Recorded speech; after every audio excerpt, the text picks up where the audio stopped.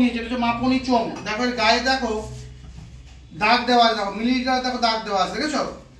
আমরা এখানে কিছুটা জল প্রথমে ভরে নেব। আমরা প্রথমে কি করছি, এর মধ্যে কিছুটা জল আমরা ভরে নিচ্ছি।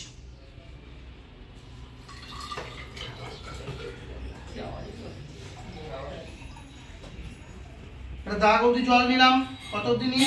80 অবধি নিই, আর একটু জল দেবো 80 অবধি ভরার জন্য। কত আছে এটা? 82, তাই তো?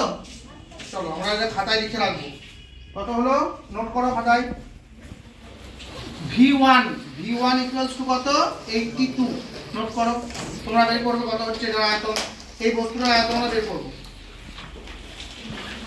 V1 এখানে দেখো মাপটা এসছে কত অবধি? এখানে V1 এর মাপটা দেখো কত অবধি এসছে? এটা হচ্ছে 80, 81, 82, তাই তো? মাপ দেখা যাচ্ছে দেখো 82। এবার এই যে পাথরটা রয়েছে, এই পাথরটাকে আমরা আস্তে আস্তে এর মধ্যে জলে নিমজ্জিত করবো। এই জলটা কিছুটা হলে উঠবে, চলো দেখি।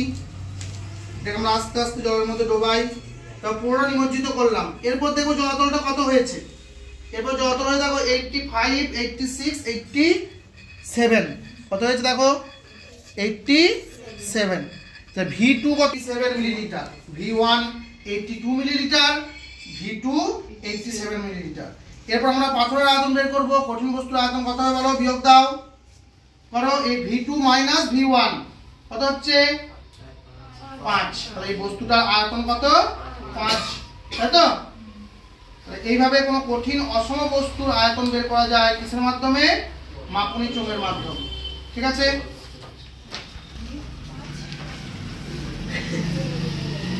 5 মিলিলিটার ml